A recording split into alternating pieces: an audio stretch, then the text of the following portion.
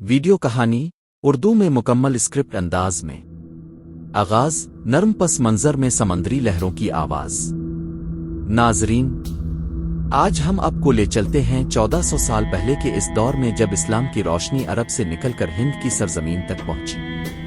یہ کہانی ہے ایک 17 سالہ نوجوان سپہ سالار کی، محمد بن قاسم کی، جس نے اپنے ایمان، حوصلے اور حکمت سے سندھ کے دروازے اسلام کے لیے کھول دیے۔ بصرہ کا قلعہ۔ نوجوان محمد بن قاسم کتابیں پڑھ رہا ہے۔ محمد بن قاسم بن محمد سقفی بصرہ کے ایک نیک اور بہادر گھرانے میں پیدا ہوئے۔ بچپن سے ہی علم، عبادت اور جنگی تربیت میں آگے تھے۔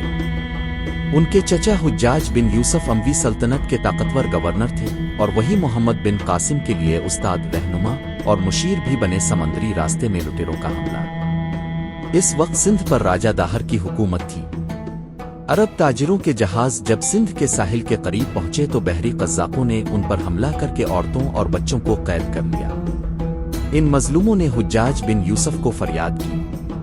حجاج نے سندھ کے راجہ سے انصاف مانگا، مگر راجہ داہر نے انکار کر دیا۔ تب حجاج نے کہا اب انصاف تلوار کرے گی، اور ایک بہادر نوجوان سپہ سالار کو حکم دیا گیا، محمد بن قاسم، تاب اللہ کے نام پر سندھ جا جہازوں کا بیڑا، فوج رواں دواں۔ محمد بن قاسم نے صرف 6000 سپاہیوں کے ساتھ بصرہ سے سفر شروع کیا۔ ان کے پاس ایمان کی طاقت تھی۔ راستے میں بلوچستان اور مکران کے قبائل ان کے ساتھ شامل ہوتے گئے۔ جب فوج دیبل، موجودہ کراچی کے قریب پہنچی تو دشمن کے قلعے پر بڑا جھنڈا نصب تھا۔ محمد بن قاسم نے راتوں رات ایک بڑی منجنیق تیار کروائی، جسے العروس کہا گیا۔ صبح جب سورج نکلا تو مسلمانوں کی تکبیر گونجی، اللہ اکبر۔ پھر پتھر برسنے لگے اور قلعے کی سب سے اونچی دیوار پر لگا بت گرایا گیا۔ اسی کے ساتھ دشمن کے حوصلے ٹوٹ گئے۔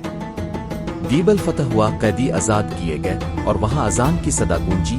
سندھ میں پہلی بار اس کے بعد محمد بن قاسم نے فوج کو آگے بڑھایا۔ نیرون کوٹ، موجودہ حیدرآباد، اور دیگر قلعے فتح کرتے ہوئے الور، راجہ داہر کا دارالحکومت، پہنچے۔ یہ وہ فیصلہ کن جنگ تھی۔ راجہ داہر اپنی ہاتھی پر سوار ہو کر نکلا، مگر مسلمانوں کے نیزوں کے سامنے زیادہ دیر نہ ٹک سکا۔